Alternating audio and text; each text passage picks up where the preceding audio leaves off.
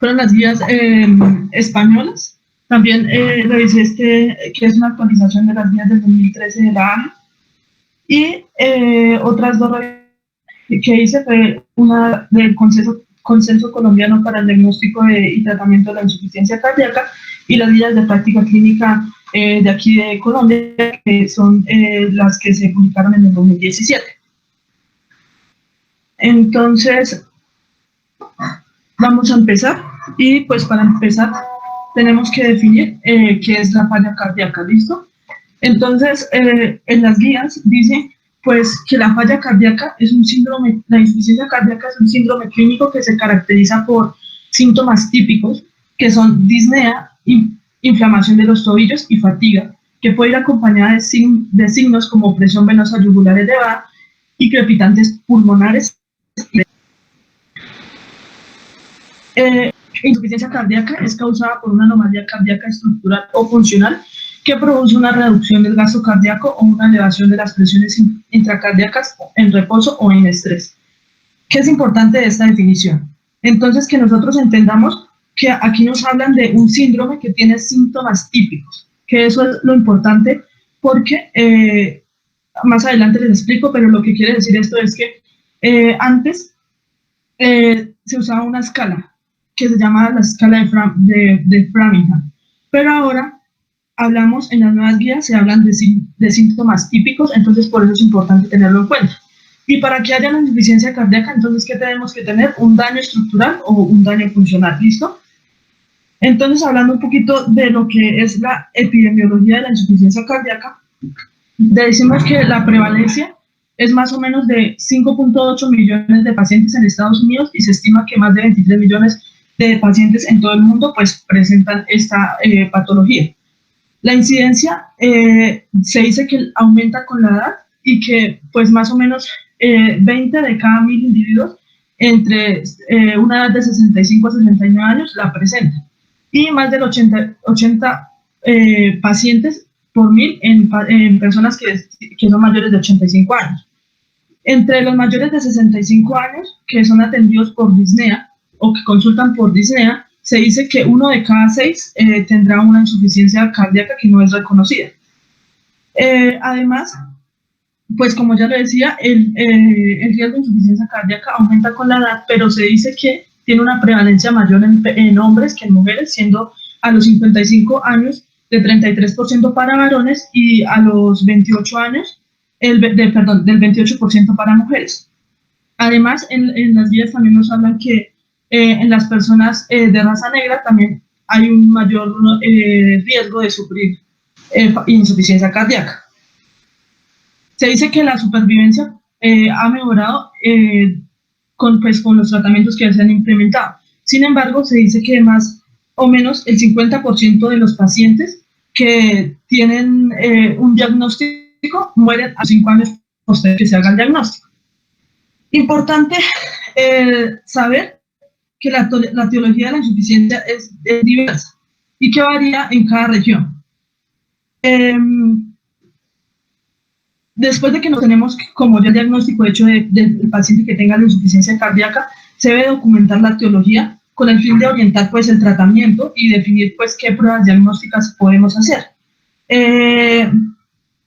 Dentro de las etiologías, pues estas son las etiologías que nombra la guía, que son pues como de origen cardíaco o no cardíaco, entre las cuales encontramos la insuficiencia cardíaca isquémica, el daño tóxico, que sea por fármacos o por sustancias como cocaína, anfetaminas, el daño por infecciones o infiltración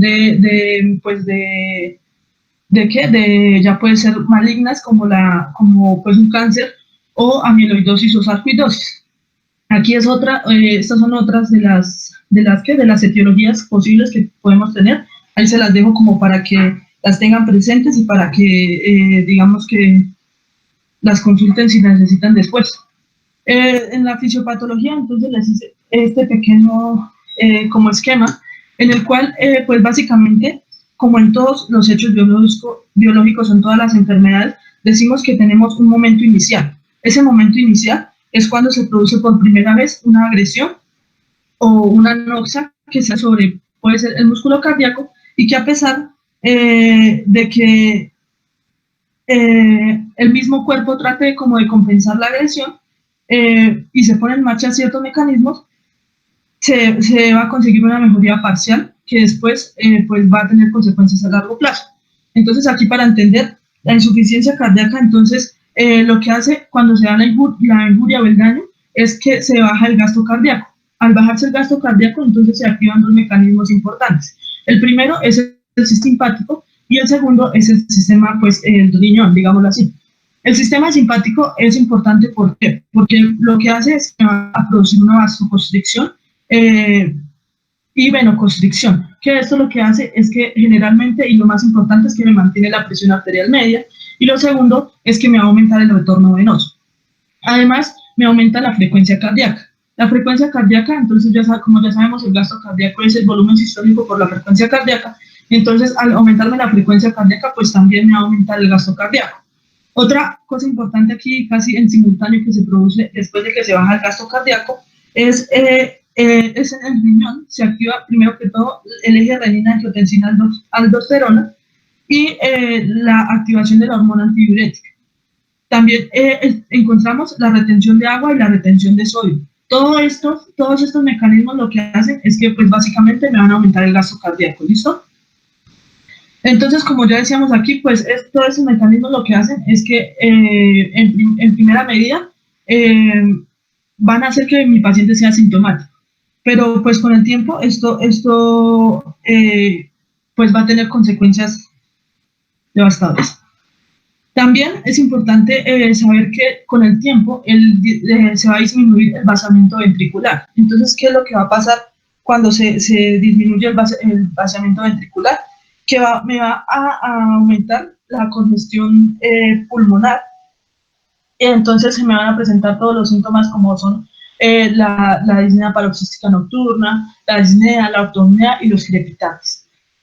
Otra cosa importante es que cuando ya el ventrículo izquierdo no puede eyectar la sangre, entonces lo que hace es que me va a producir como una afectación retrógrada, que lo que me va a hacer es afectar todo lo que es el sistema venoso periférico, o el sistema venoso como tal. Y esto lo que va a hacer es que me va a producir una ingurgitación yugular, me va a producir la hepatoesplenomegalia, la cirrosis y pues los edemas. Incluso a veces también se puede presentar ascitis. De esto, pues es como un resumen pequeño de lo que causa aquí los mecanismos de compensación y todo lo que, cómo actúa el cuerpo ante la anoxia. No les hablo mucho de lo que es ya la remodelación como tal de las cámaras, porque pues eso ya tiene otra fisiopatología que es un poquito más densa. Entonces, yo la clasifiqué la falla cardíaca de 4 maneras, que me parece como un poco más didáctico. Entonces, de acuerdo al tiempo de evolución, decimos que tenemos una insuficiencia cardíaca aguda o crónica. Según la clasificación funcional, tenemos la clasificación de la NIHA, que se basa básicamente en la gravedad de los síntomas y la actividad física, y se clasifica de 1 a 4. Y la clasificación por estadios y cambios estructurales según los síntomas. Y la clasificación de la FEBI, que se conocen pues 3 categorías que las describen en las guías españolas de 2016. Por el tiempo de evolución, entonces decimos que la insuficiencia cardíaca, la insuficiencia cardíaca aguda, es cuando los síntomas y los signos ocurren habitualmente en el transcurso de las primeras 24 horas. Por ejemplo, pues una de las etiologías es un infarto agudo de miocardio, pero hay otras que ya más adelante se las explico. En la insuficiencia cardíaca crónica, entonces básicamente la presentación es más frecuente y los síntomas o signos ocurren en días o semanas y se caracterizan por una evolución progresiva en el tiempo, como ya les explicaba lo de la fisiopatología. De esta insuficiencia cardíaca crónica, entonces hay dos eventos como estadios importantes. Es la que está estable y los descompensados. En los estables, entonces es un paciente que tiene en tratamiento, o sea que el tratamiento tiene como los mismos síntomas y signos durante un mes y no han cambiado. Y la descompensada es si la insuficiencia cardíaca estable o crónica pues se deteriora. Entonces, bueno, es importante también que entender que la insuficiencia cardíaca congestiva es un término que todavía se emplea y que puede describir a la insuficiencia cardíaca aguda o crónica o con signos de sobrecarga de volumen. Y que todas o la mayoría de estos términos se pueden aplicar de manera precisa al mismo paciente en momentos distintos, dependiendo de la fase de la enfermedad. Entonces podemos utilizar las escalas las clasificaciones que les he dicho. La clasificación funcional de NIHA, entonces, básicamente, se ha empleado para describir la gravedad de los síntomas y la intolerancia al ejercicio. Y se dice que pues hay una relación como entre la gravedad de los síntomas y la supervivencia. Entonces tenemos 4 clases. La primera es que no tengo limitación de la actividad física o la actividad física ordinaria no causa ningún síntoma. La leve limitación de la actividad física. Si se siente cómodo en reposo, pero la actividad física ordinaria produce disnea, fatiga o palpitaciones. La 3, que es la marcada limitación de la actividad física, cómodo en reposo, pero con una actividad menor, pues le va a causar como los síntomas. Y la 4 es una incapacidad de llevar a cabo cualquier actividad física sin sentir molestias. Entonces es importante que la tengamos en cuenta. La otra es la clasificación de la AJA de los cambios estructurales y los síntomas. Dentro de esta, entonces decimos que en esta pues se describe como las fases del desarrollo de la insuficiencia cardíaca según los cambios estructurales y los síntomas. Entonces está de la A, la B, la C y la D. La A es como que tiene un riesgo de insuficiencia cardíaca alto, pero no tiene una enfermedad estructural y tampoco tiene síntomas. En la B es una enfermedad cardíaca estructural sin signos o síntomas de insuficiencia cardíaca. La C es una enfermedad cardíaca estructural con signos previos o presencia de síntomas de insuficiencia cardíaca. Y la D es una insuficiencia cardíaca refractaria que requiere intervención especializada. La clasificación de acuerdo a la FEBI, entonces como se describe en la guía española del 2016, se dice que la FEBI, hablamos de FEBI normal o FEBI conservada, cuando está mayor al 50%, hablamos de FEBI en rango medio, cuando hablamos que está la FEBI de 40 a 49%, y una FEBI reducida cuando está menor de 40%. Entonces, para el diagnóstico de la insuficiencia cardíaca, es importante y siempre necesario que se elabore una historia clínica detallada. También es importante de estudiar o indagar sobre todos aquellos antecedentes que son relevantes para nosotros, como alguna causa que sea potencial de daño cardíaco o que una persona que tenga un infarto miocárdico previo o una persona que esté recibiendo estos medicamentos como furosemida y esto para nosotros como orientar el diagnóstico. Entonces, el diagnóstico, se dice que el diagnóstico de la insuficiencia cardíaca se basa en un pilar fundamentalmente clínico, soportado de algunos hallazgos paraclínicos. Entonces, para eso siempre necesitamos pues ver los síntomas, los signos y pues los paraclínicos que nosotros tomamos, pero generalmente clínicos. Entonces, esto era lo que les decía. Los síntomas, entonces aquí esta guía nos habla ya de síntomas típicos y de síntomas menos típicos o signos más específicos y menos específicos. Dentro de los más típicos, entonces la disnea, la ortopnea, la disnea paroxística nocturna, la tolerancia al ejercicio disminuida, fatiga, cansancio o inflamación de los tobillos. Y los menos típicos, pues aquí están, pero la única es esta, como que la vendopnea, que es una, yo lo busqué y decía que era como una falta o fatiga cuando uno se inclina hacia adelante como si se fuera a amarrar los zapatos.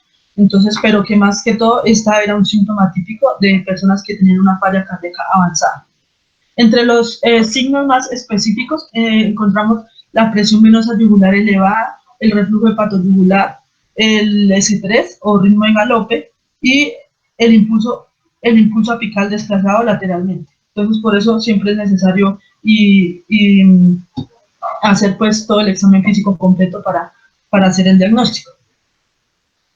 Dentro de algunos bueno, aquí les iba a explicar un poquito, se volvió a poner la imagen, pero los criterios de Framingham, por si algún profesor los pregunta, o a veces ellos siempre les gusta como preguntar esas cosas, pues las nuevas guías dicen que ya no se usan, que eran unos criterios que básicamente solo se aplicaban si la sintomatología se atribuía a la insuficiencia cardíaca. O sea, si uno piensa que de pronto es otra cosa, no los deberían utilizar. Y que además tenían una baja especificidad y que básicamente solo se aplicaban a aquellos pacientes que eran mayores de 70 años, porque la población sobre la que se hizo el estudio para aplicarlos fue población entre 81 y 61, entre 81 y 61 años. Entonces, por eso, solo como para que sepan que existe. Entonces, como tal, los paraclínicos que nosotros tomamos son tanto imágenes como laboratorios. Dentro de la insuficiencia cardíaca crónica, pues el electrocardiograma y el ecocardiograma. La radiografía de tórax y el resto, pues se pueden utilizar, pero entonces yo les hablo más de esto más adelante en la insuficiencia cardíaca aguda, que es donde como se deben hacer inicialmente. El algoritmo para el diagnóstico de la insuficiencia cardíaca en un contexto no agudo. Entonces, inicialmente, nosotros cuando hablamos de insuficiencia cardíaca crónica, debemos siempre como saber que debemos hacer pues la historia clínica nuevamente, la historia clínica completa, que se hable pues si tiene antecedentes de enfermedad coronaria, si estuvo expuesta a tóxicos, si tiene pues uso de diuréticos o si tiene ortopnea. La exploración física también es importante. Dentro de esto podemos decir entonces que con un paciente que tenga un electrocardiograma, que tenga cualquier anormalidad, digamos que esto es muy diciente para hacernos pensar que tiene una insuficiencia cardíaca establecida, ¿listo? También, si alguno de estos, si el electrocardiograma es normal y no encontramos muchas cosas en la clínica que nos digan como, o que nos orienten hacia cardíaca, entonces hablamos de un diagnóstico cardíaco poco probable. ¿Listo?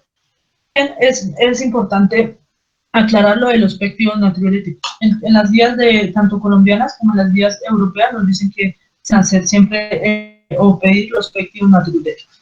Incluso ellos dicen que siempre se deben pedir antes del ecocardiograma, y que si estos están alterados se pide. Entonces, los péptidos natriuréticos tienen un valor que está para el péptido natriurético de 35 y para la fracción endotelial del cerebral de 125. Entonces, siempre se deben pedir, y estos valores varían según si es insuficiencia cardíaca crónica o insuficiencia cardíaca. Entonces, importante también aquí que una vez establecemos si es pues la insuficiencia cardíaca, debemos saber si tiene una fracción de eyección que esté conservada, o mejor dicho, averiguar cómo está la fracción de eyección. Entonces, establecer esto como que básicamente debemos tener, si está reducida, entonces saber si tiene como los síntomas, los signos, y pues que tenga el ecocardiograma con la FEBI disminuida. Pero entonces el problema está en los pacientes que tienen una insuficiencia cardíaca con FEBI conservada o digamos que en rango medio. Entonces, siempre pues lo que dicen las guías es que los síntomas de estas son inespecíficos y que no se puede diferenciar como tal entre la identidad, en la etiología que pueda ser, o la identidad que pueda causar estos síntomas. Se dice también que es muy difícil porque pues no hay signos obvios como de sobrecarga de fluidos, y pues que el diagnóstico a veces es laborioso. Entonces, para el diagnóstico, para decir que tenemos una insuficiencia cardíaca con FEBI conservada, tenemos que tener signos y síntomas positivos, una FEBI mayor de 50, péptidos natriuréticos elevados y al menos uno de los criterios adicionales, que ya sea que tenga una enfermedad estructural cardíaca relevante, como una hipertrofia del ventrículo izquierdo o de la aurícula, y una disfunción diastólica.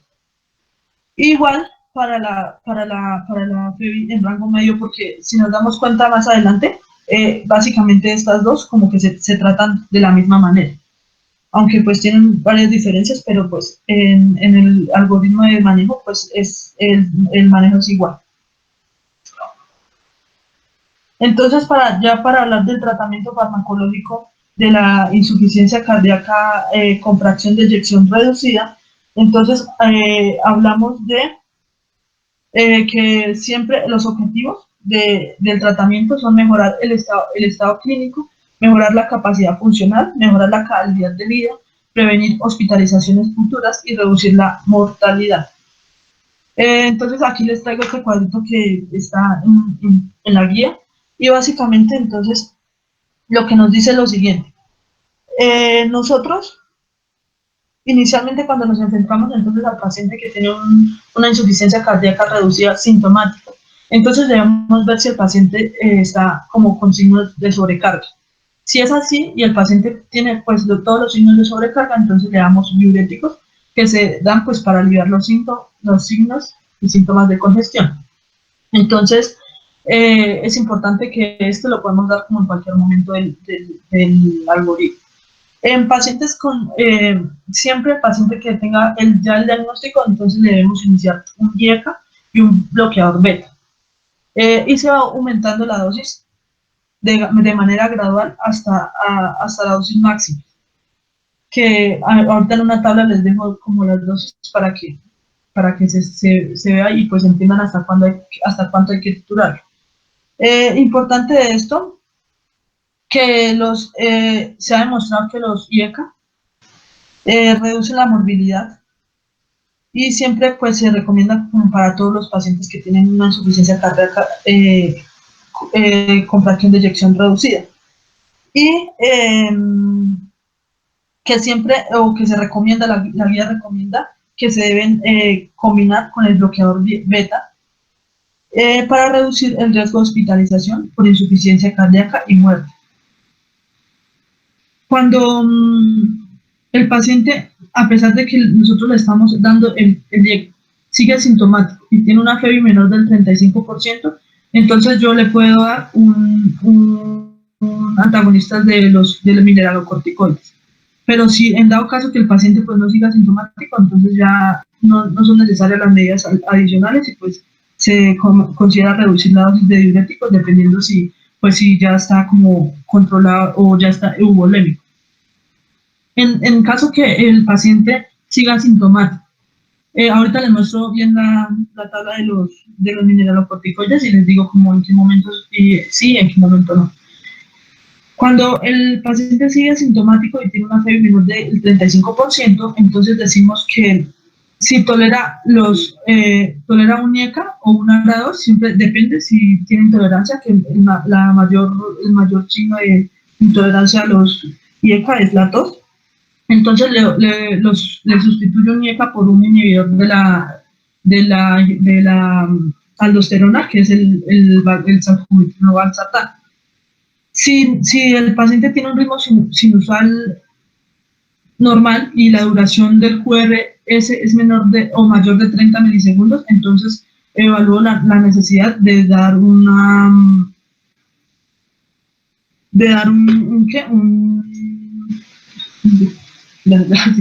y si el ritmo sinusal y la frecuencia cardíaca es mayor de 70 latidos por minuto, doy ivagadina.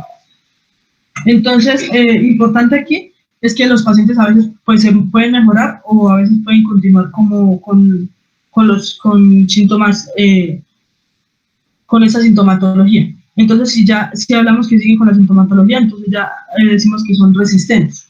Si se considera que son resistentes, entonces administramos digoxina o administramos hidrosalacina o denidrato de isonacida, o también podemos dar un, ¿qué? Un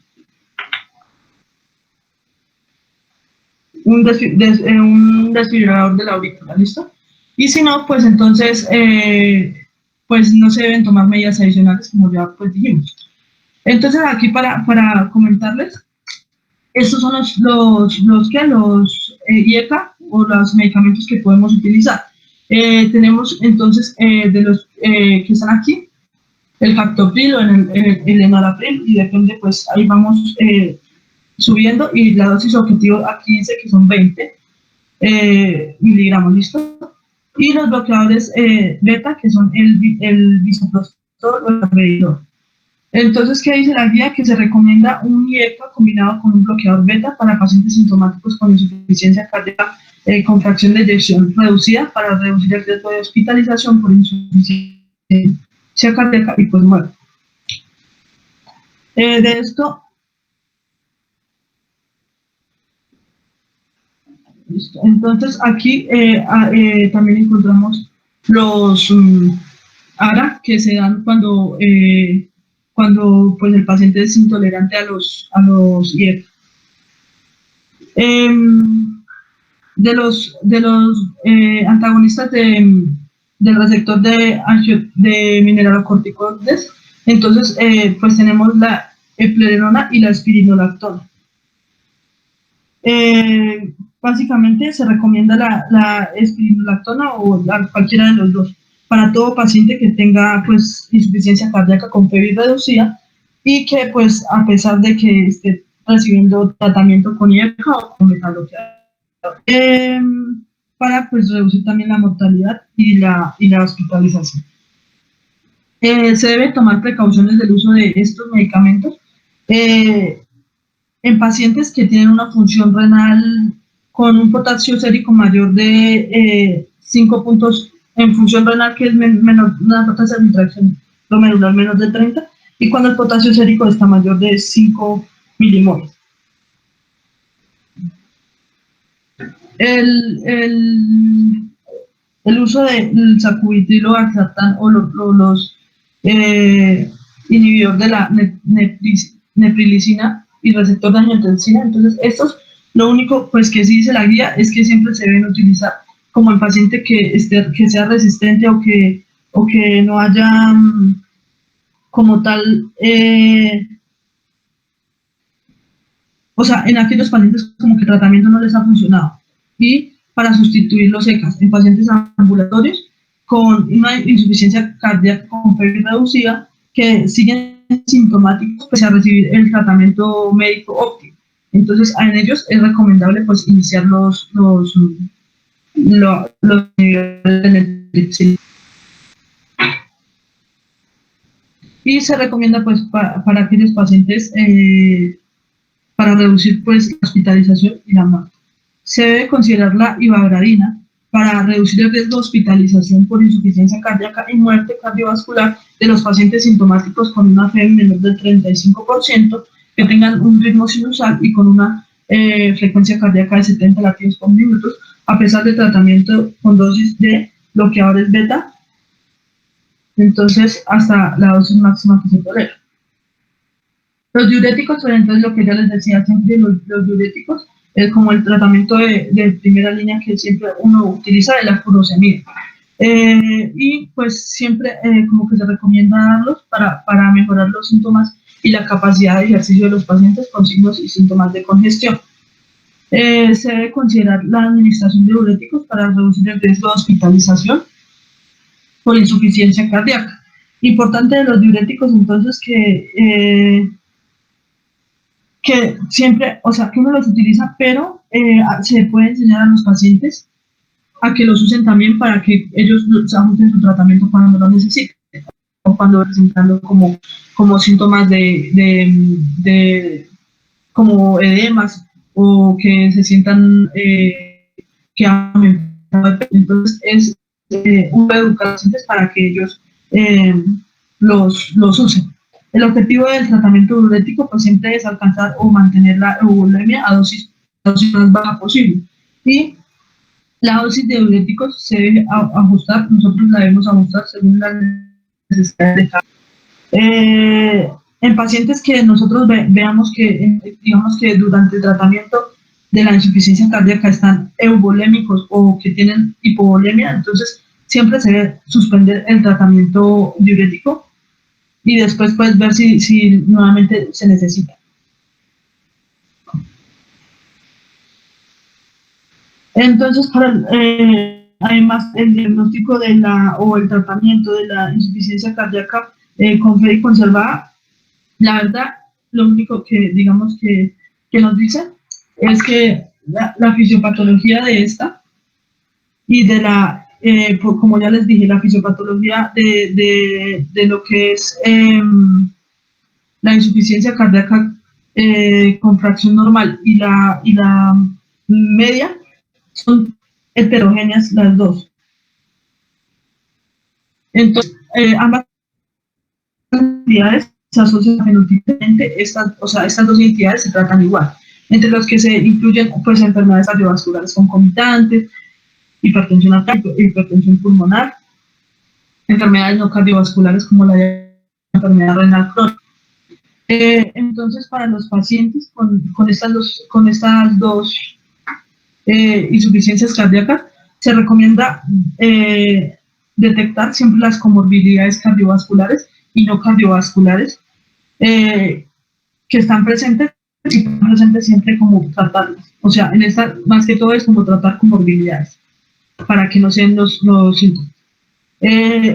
También dice que recomiendan los diuréticos para los pacientes con gestionada insuficiencia cardíaca conservada o media para aliviar signos y síntomas, y que no hay pruebas de que los bloqueadores beta o las antagonistas de mineralocorticoides mejoren los síntomas de estos pacientes. Entonces, básicamente, en esta de fracción conservada, pues como se da tanto en las personas como mayores, entonces básicamente solo dicen, como recomiendan, es tratar las comorbilidades. Evaluación y manejo de la insuficiencia cardíaca aguda. Entonces, en esta es importante porque la insuficiencia cardíaca aguda, pues, digamos que es lo que nosotros, de pronto en un contexto de urgencias, es lo que vamos a ver, digamos, más comúnmente. Entonces, en la insuficiencia cardíaca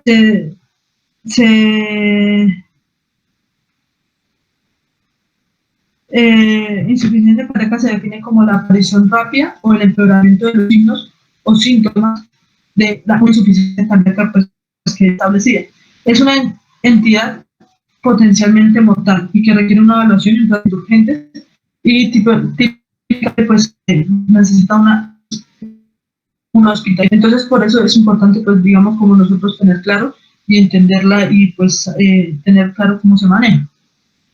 Entonces, esta insuficiencia cardíaca se puede presentar como una primera manifestación de una insuficiencia cardíaca, o sea, que sea de nuevo, o de una insuficiencia cardíaca aguda. Dentro de las de nuevo, entonces, pues, algo de las etiologías importantes como un taponamiento pericárdico o una insuficiencia valvular aguda. Y de la descompensación de una insuficiencia cardíaca crónica, entonces tenemos como las más típicas, una infección, una hipertensión no controlada, que no se adhieran al tratamiento o que tengan, digamos, alteraciones del ritmo cardíaco. Entonces, aquí están en este cuadrito, están las causas o los factores que desencadenan la insuficiencia cardíaca aguda. Dentro de esto, pues, habíamos dicho, y tenemos las taquiarritmias, infecciones como la neumonía, las radiarritmias, sustancias tóxicas, edemas pulmonares, y pues entre otras que ahí las encuentran por si las quieren investigar.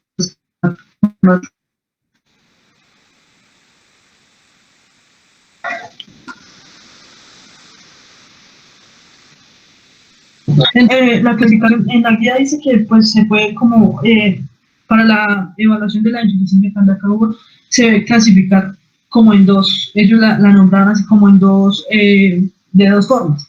La primera entonces es cuando según el factor desencadenante, entonces siempre el objetivo es buscar cuál es el factor desencadenante para buscar pues el tratamiento urgente.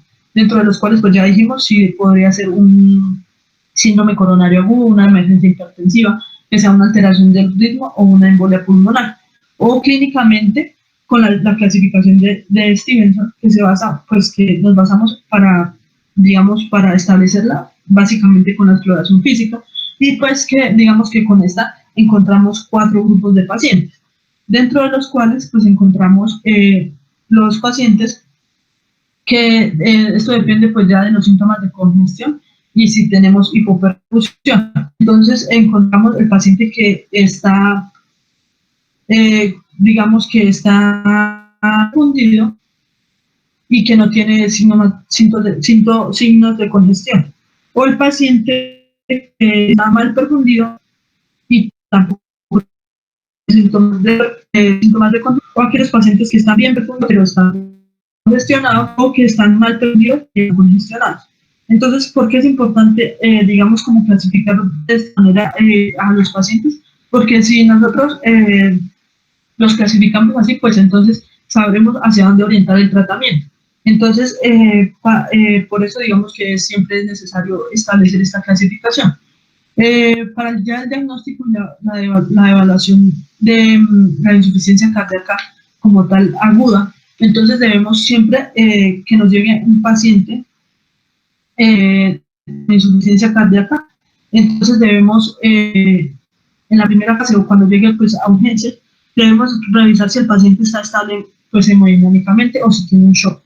Si el paciente tiene un shock cardiogénico, entonces básicamente lo que nosotros vamos a hacer es, si le damos farmacológica o mecánica, que pues, o también podemos administrar una carga de fluidos como solución salina normal o lactato de Rinder. La guía dice que 200 mililitros cada 15 a 30 minutos como primera línea, si el paciente pues no tiene sobrecarga de fluidos, que no va a tener. Entonces, básicamente, ese es como el manejo inicial y ya después nosotros observamos si le podemos dar como manejo farmacológico para mantener, y siempre pues si está inestable mandarlo a mandarlo a... Entonces, en estos pacientes que tienen shock cardiogénico, se debe realizar inmediatamente un ecocardiograma y un electrocardiograma. Inicialmente siempre se debe hacer a todos los pacientes que llegan como en un contexto de urgencias. Entonces, antes de las 2 horas, tras el ingreso, se debe hacer siempre un ecocardiograma, 48 horas, perdón. También es importante, entonces, que se debe, pues, aquí administrar todo lo que es, pues, los ionotrópicos y los vasopresores. La guía recomienda utilizar dobutamina, que son como pues los que la guía recomienda, la dobutamina y vasopresores como la noradrenalina y la dopamina. Si el paciente no tiene shock cardiogénico, entonces evaluamos si tiene insuficiencia respiratoria. Si el paciente tiene insuficiencia respiratoria, entonces siempre da apoyo ventilatorio con oxígeno y con ventilación mecánica no invasiva. Ellos recomiendan el CPAP y el BiPAP.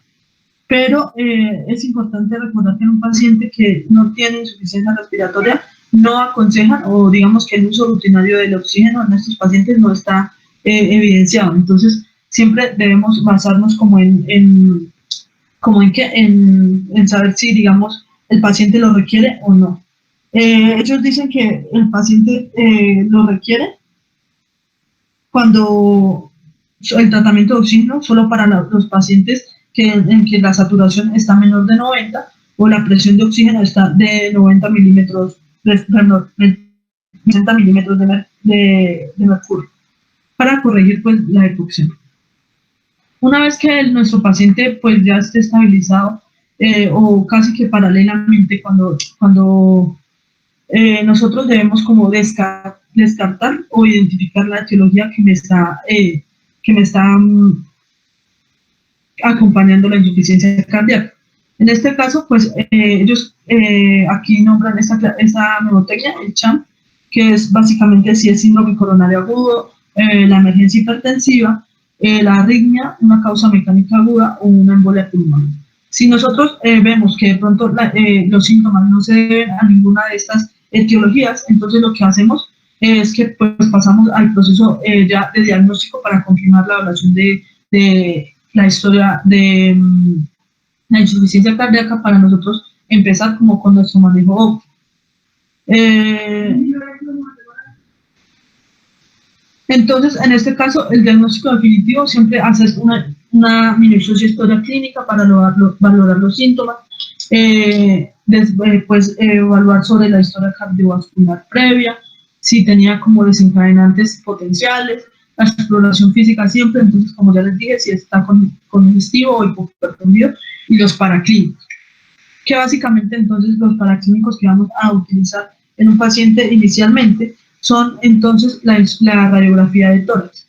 La radiografía de tórax es importante porque nos va a mostrar algunos síntomas o algunos signos, perdón, que podemos evaluar en ella, como la congestión venosa, pulmonar, el edema intersticial o alveolar, la cardiomegalia o el derrame pleural. Es importante porque la radiografía de tórax de que nos puede ayudar en cierta medida a establecer el diagnóstico de lo que es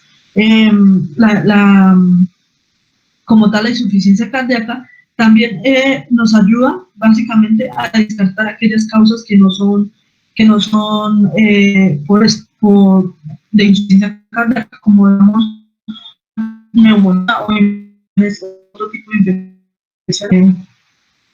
Radiografía pues nos ayuda a esto.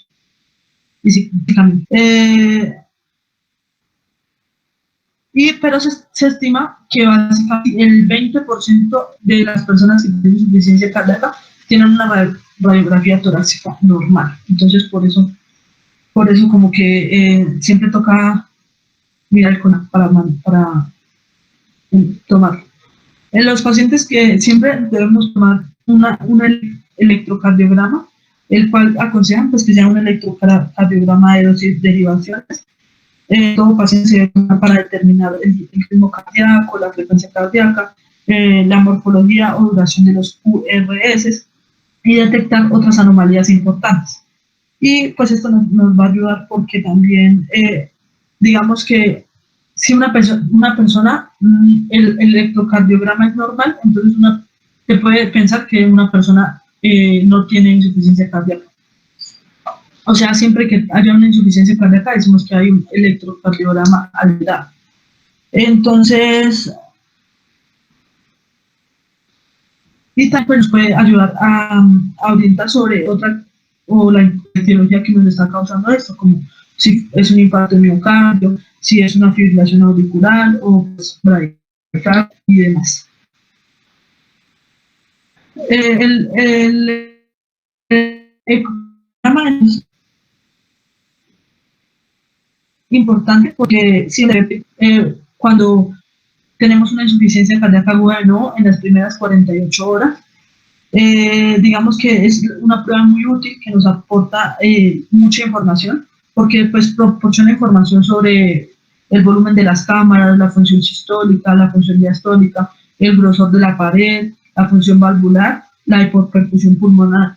Entonces siempre es importante para establecer como el diagnóstico y determinar el tratamiento en aquellos pacientes pues, que tienen la PEVI reducida o pues conservada, también para orientar el diagnóstico. Y también es importante porque para aquellos pacientes que se empeoran, entonces debemos repetir. O sea, normalmente uno no repite el ecocardio a menos que el paciente pues esté peor.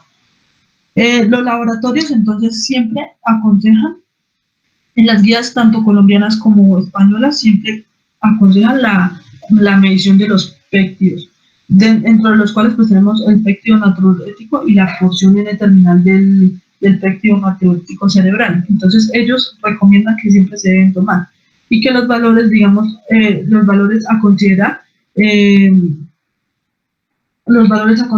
ellos dicen que son cuando el péptido en estados agudos, el péptido natriurético es menor de 100 y el péptido cerebral menor de 300 picogramos por mililitro. Entonces siempre es importante como tomarlos o pues también dentro de los otros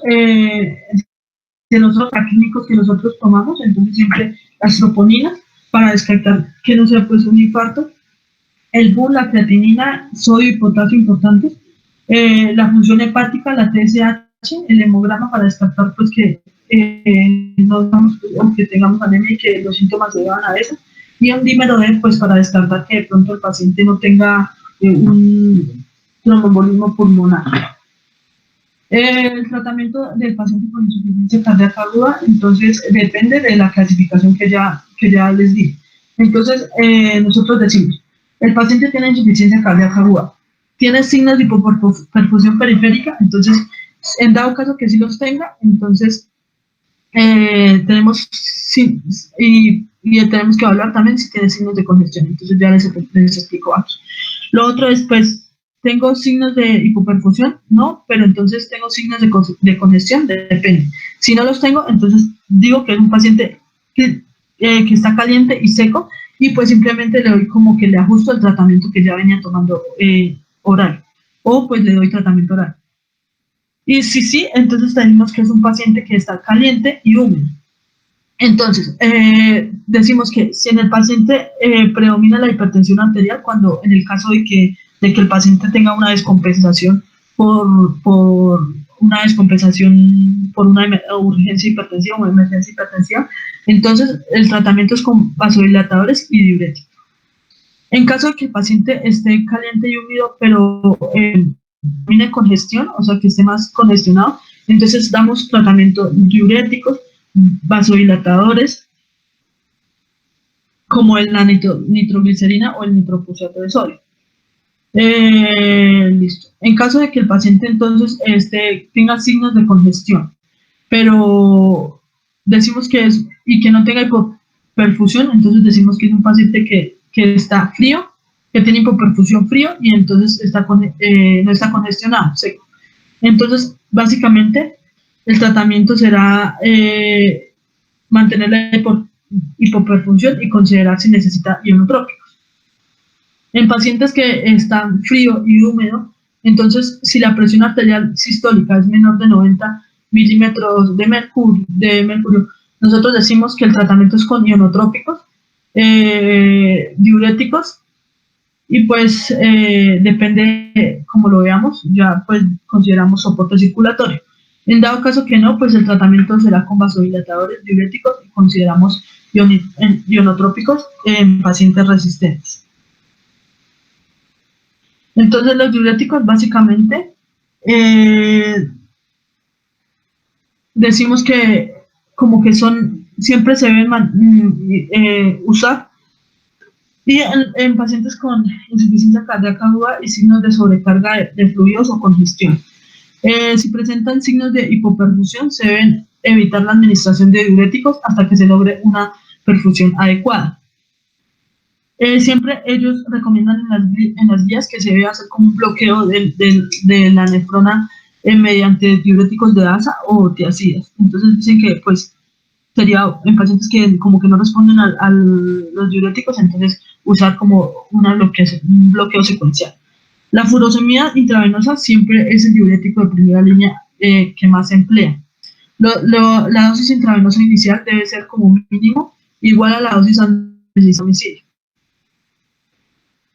Y también se debe considerar un bolo intravenoso de 20 a 40 miligramos, mientras que para pacientes que vienen como con tratamiento. Y en los pacientes que vienen con tratamiento previo, a los nuevos, y para los nuevos damos un bolo intravenoso de 20 a 40 miligramos. Y para pacientes que puedan tener, digamos, que ya vengan con administración en la casa, pues a veces pueden requerir dosis más altas. Y también pues recomiendan que si digamos no podemos usar furosemida o algo así, se puede dar un bolo de torasemida que es de 10 a 20 miligramos. Se recomienda la administración de diuréticos en bolos intermitentes o en infusión continua. Y pues la dosis, como ya les dije, siempre se debe ajustar como a las necesidades del paciente o pues como nosotros veamos, y pues también se puede educar al paciente para que él ajuste su tratamiento. Los vasodilatadores que se pueden utilizar, entonces la nitroglicerina, el dinitrato de isosorbina, el nitropociato y la niciletina. Para los pacientes con insuficiencia cardíaca aguda hipertensiva, se debe considerar la administración de vasodilatadores IV como tratamiento inicial para mejorar los síntomas y reducir la congestión. Entonces, para todos aquellos pacientes que vengan como con que los haya descompensado una emergencia hipertensiva. Se debe considerar la administración de vasodilatadores IV para el alivio sintomático de los pacientes con insuficiencia cardíaca aguda y presión arterial sistólica mayor de 90 milímetros de mercurio, y se deben monitorizar frecuentemente los síntomas y la presión arterial durante la administración de sus vasodilatadores. Los ionotrópicos que utilizamos, entonces ya los que habíamos dicho que era siempre pues importante que se puede, pues, como vasopresor, la noradrenalina, preferiblemente para los pacientes que tengan SHOT, como ya les había dicho. Siempre se recomienda monitorizar la presión arterial y el electrocardiograma cuando se usen agentes ionotrópicos y vasopresores, pues porque pueden causar arritmias o isquemia, entre otras cosas. Los tratamientos orales, entonces, básicamente, son recomendables para iniciar, se inician o se deben iniciar siempre que nosotros veamos que el paciente ya está estable hemodinámicamente. En caso de empeoramiento de la insuficiencia cardíaca de fracción reducida crónica, se debe hacer todo lo posible para mantener los tratamientos. Pero pues cuando hay, como siempre que no haya inestabilidad, porque cuando hay inestabilidad nosotros no debemos dejarlos. Entonces cuando esté estable el paciente, nosotros siempre debemos considerar como volver a administrarlo. En caso de una insuficiencia cardíaca con fracción de eyección reducida de nuevo, se debe hacer siempre todo lo posible para instalar dichos tratamientos después de la estabilización hemodinámica. Siempre se aconseja mantener el tratamiento con beta bloqueantes. Pues esta conducta ellos dicen que se asocia a mejor pronóstico y que todos los pacientes deben tenerlo a menos que la frecuencia cardíaca sea menor de 50 latidos por minuto o que tengan la presencia de un bloqueo auriculoventricular completo o haya inestabilidad hemodinámica o signos de bajo gasto cardíaco, o por el contrario que tengan intolerancia. Pero entonces generalmente dicen que se recomienda como siempre mantenerlos así estén estables.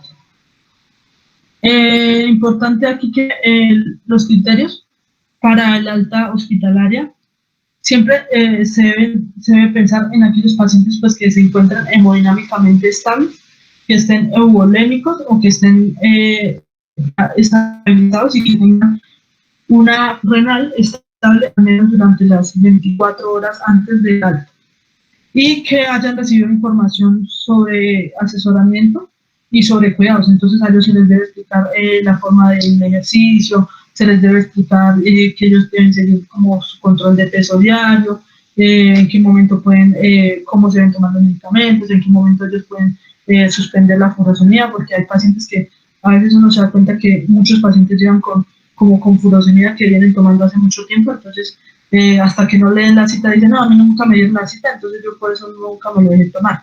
Entonces es posible que nosotros podamos explicarles, digamos, a los pacientes para que ellos puedan saber cuándo pueden suspenderlo. Y preferiblemente siempre, los pacientes deben, luego del egreso, idealmente se debe hacer una llamada telefónica, eso es lo que dice como la guía colombiana, a las 48 horas, para evaluar si existen signos tempranos de descompensación y acudir a consulta con cardiólogo las primeras 2 semanas después del alta, siempre que sea posible, comparativo. Entonces, eso es lo que dice la guía europea. ¿Listo? Y ya. Entonces, no sé, pues ahí en el documento que yo más tarde les subo, hay unas cosas como que son importantes también, pero no las puse como por el tiempo. Entonces, eh, hay unas tablitas que son muy útiles ¿para qué? Para que nosotros sepamos cómo orientar a los pacientes sobre,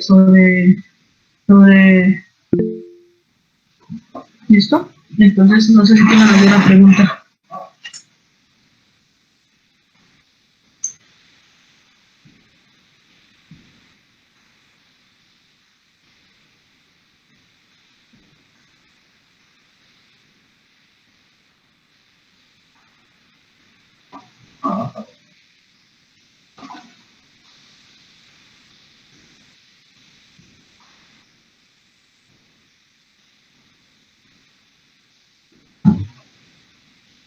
Bueno, entonces más tarde yo les subo las diapositivas y les subo unas tablitas que pues también una duda de las que estaban en el otro grupo de los no tóxicos, de los tóxicos no tóxicos, decía que preguntaban que cómo se veía hacer la titulación de los pacientes que tienen IECA. Entonces, la guía española dice que siempre se debe hacer la titulación como cada 2 semanas.